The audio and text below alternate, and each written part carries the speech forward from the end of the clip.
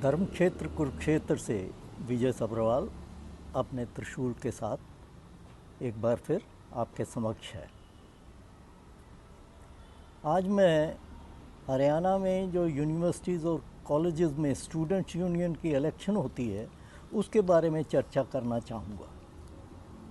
और ये इसलिए भी ज़रूरी हो गया कि पिछले दिनों बीजेपी के साथ जो अलायंस में पार्टी जेजेपी है उसके एक नेता दिग्विजय सिंह जो कि उप मुख्यमंत्री के छोटे भाई हैं और वो कभी जनरल सेक्रेटरी इनसो के रहे, यानी कि इंडियन नेशनल लोक दल की जो स्टूडेंट्स विंग था उसके वो जनरल सेक्रेटरी भी रहे।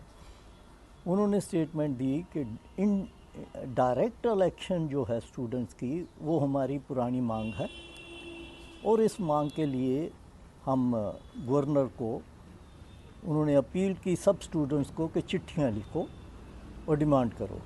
एजुकेशन मिनिस्टर हरियाणा को भी चिट्ठियाँ लिखेंगे और ये डिमांड करेंगे कि डायरेक्ट इलेक्शन स्टूडेंट्स की करवाई जाए। इसी प्रकार बीजेपी का जो स्टूडेंट विंग है एबीवीपी उसके भी जो जनरल सेक्रेटरी हैं श्याम खुशवाहा, उन्होंने भी मांग की है कि स्टूडेंट्स की इलेक्शन रेस्टोर की जाए, यानी कि दोबारा चालू की जाए। हालांकि उन्होंने ये क्लियर नहीं किया कि वो डायरेक्ट इलेक्शन चाहते हैं कि या इनडायरेक्ट चाहते हैं। इसकी इलेक्शंस की जो स्टूडेंट्स यूनियन की इलेक्शंस हैं इसकी एक लंबी हिस्ट्री हो चुकी है हरियाणा में, जो कि इस प्रकार थी कि 1996 से पहले यूनिवर्सिटीज़ और कॉलेजेस में डायरेक्ट इलेक्शन होती थी, यानी कि स्टूडेंट जो थे वो प्रेसिडेंट, वाइस प्रेसिडेंट, सेक्रेटरी और एग्जीक्यूटिव काउंसिल के जो मेंबर्स होते हैं उनकी डायरेक्ट इलेक्शन किया करते थे। स्वाय इसके कि इमरजेंसी के दौरान ये डायरेक्ट इलेक्शन रोककर इनडायरेक्ट इलेक्शन 2-3 साल के लिए की गई थी। और इनडायरेक्ट का मतलब ये था कि हर डिपार्टमेंट में से एक रिप्रेजेंटेटिव चुना जाएगा और वो रिप्रेजेंटेटिव जो है बाद में इकट्ठे होकर प्रेसिडेंट, वाइस प्रेसिडेंट और सेक्रेटरी वगैरह को चुनेंगे। लेकिन 1996 में जब बंसीलाल जी बीजेपी के साथ अलायंस करके हरियाणा के मुख्यमंत्री बने तो उन्होंने डायरेक्ट इलेक्शन इसलिए रोक दी कि उनका मानना ये था कि इस इलेक्शन से बच्चों में, स्टूडेंट्स में अपनी ग्रुपबाजी इतनी हाई लेवल पे पहुंच जाती है कि कई दफ़ा इलेक्शन के दौरान या उसके बाद भी फॉल आउट ऐसे होते थे कि एक ग्रुप दूसरे ग्रुप के लीडर्स को किडनैप कर लेते थे। लड़ाइयाँ इतनी ज़्यादा हो जाती थीं कि कई दफ़ा मर्डर हो जाते थे। 2 मर्डर तो मैंने ऐसे बच्चों के देखे जो बहुत अच्छी काबिलियत के थे, उनमें पॉलिटिकल एक्मैनशिप थी, लेकिन वो इसी गुटबाजी के यहाँ कुरुक्षेत्र में कुर्बान हो गए। और बल्कि अब भी मैंने देखा कि कुछ दिन पहले यहाँ एक कॉलेज में 2 ग्रुप स्टूडेंट्स आपस में जब मिले तो एक ग्रुप में से किसी दूसरे ग्रुप को, क्योंकि इलेक्शन सिर पे है बच्चों की, तो गाली दे दी। उस गाली से ही उन्होंने एक बच्चे का जो बीए में पढ़ता था उसको चाकू मार दिया और मर्डर हो गया।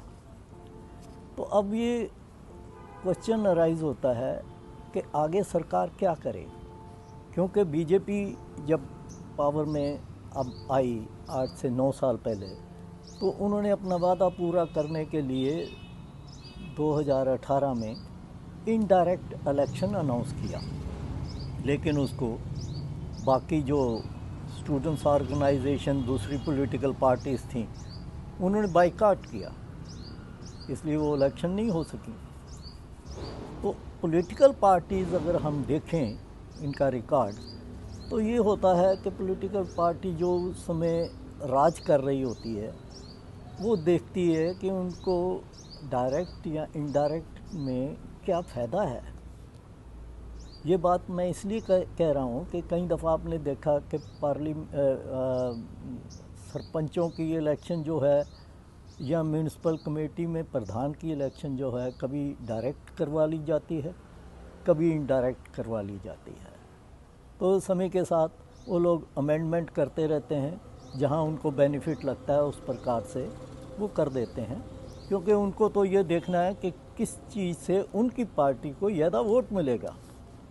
और अब जब से स्टूडेंट्स को 18 साल की उम्र में वोटिंग राइट मिला है, तो इन इलेक्शंस का भी एक बड़ा इम्पोर्टेंस हो गई है। तो हर पार्टी ये सोचती है कि किस तरह की इलेक्शन करवाई जाए ताकि उनको बेनिफिट हो। अब देखते हैं कि इन हालात में अब इसका जो मैं समझता हूँ, डिसीजन तो चीफ मिनिस्टर लेवल पर होना है, लेकिन जेजेपी के जो नेता दिग्विजय सिंह हैं वो इसको गवर्नर की तरफ डाइवर्ट कर रहे हैं कि क्योंकि गवर्नर चेयर हर यूनिवर्सिटी का जो है वो चांसलर है और एजुकेशन मिनिस्टर की तरफ डाइवर्ट कर रहे हैं। तो अब पता नहीं ये डाइवर्शन है उनकी, क्योंकि इलेक्शन पार्लियामेंट की सिर के ऊपर है और जब वो यूनिवर्सिटीज़ में जाएंगे तो बच्चे पूछेंगे कि हमारा जो आपने पहले वादा किया था वो कहाँ है।